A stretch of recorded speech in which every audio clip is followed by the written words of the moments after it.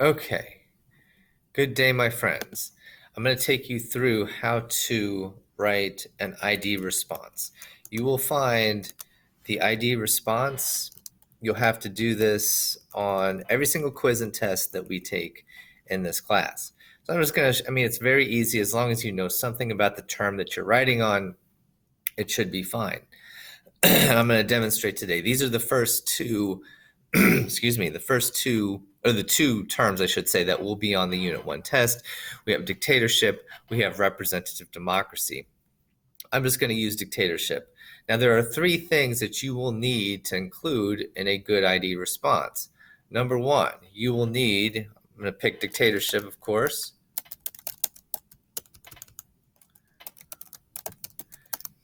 You will need a good definition. You will need details and examples that illustrate the term or kind of give more meaning to the term. And then you will write down why the term is important, also known as significance. Significance. There we go. So the two terms that you can write on the Unit 1 exam or the Unit 1 test are dictatorship, representative democracy. We're going to do dictatorship. Now, if I'm writing a good solid definition for dictatorship, it would be just very simple. Very simple, one sentence definition, and that is dictatorship is a type of government run by one person. There's my definition. Boom. I got number one knocked out of the way. Dictatorship is a type of government run by one person. So there's my definition. I'll just put definition there.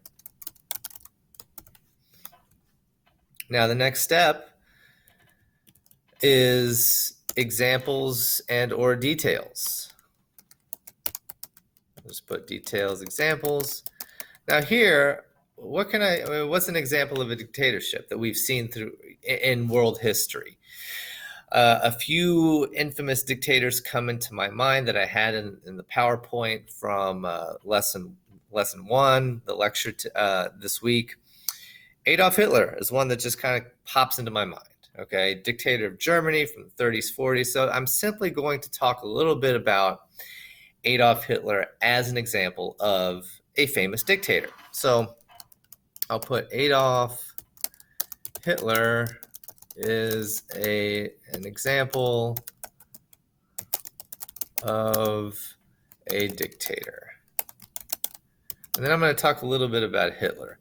Hitler was dictator of Germany during the 1930s and the 1940s. He is responsible for the start of World War II in Europe. He also is responsible for,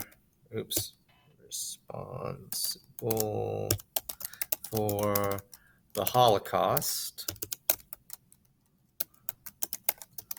where 12 million people died because of their religion, ethnicity, political position, etc.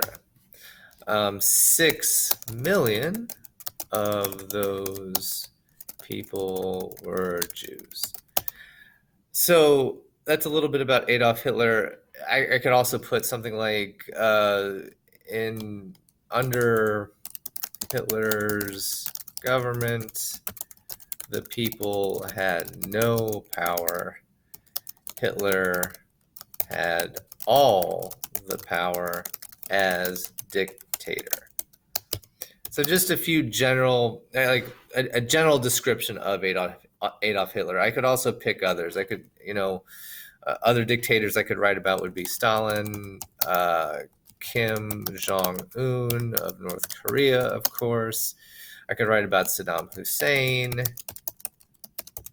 Fidel Castro. There are many dictators I could write about. But essentially, I'm going to write about, whoever I write about. I'm just going to give a brief description of who that person was, why they were a dictator, and what kind of things that person did as dictator. Of course, dictators, I could also write this. Dictators have no limits on their power. The people have no power. I mean, these are key details and examples that illustrate the term dictatorship. Then finally, the significance.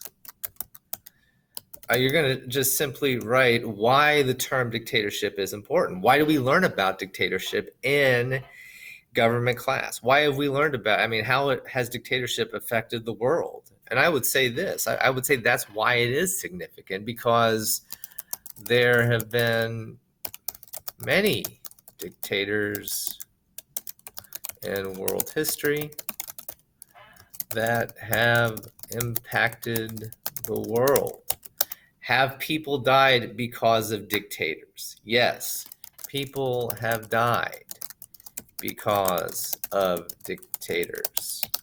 Have wars been fought because of dictators? Yes, wars have been fought because of dictators or the actions of dictators. So have dictators changed the course of different countries, the history of different countries? Absolutely. Dictators have changed the course of history. So the term dictatorship, the idea, the type of government dictatorship, is extraordinarily important, and that's essentially why. Because dictators have impacted the world in huge, important ways. So if I'm looking at this, again, just to review, I've got my definition, I've got details and or examples, and I've got significance.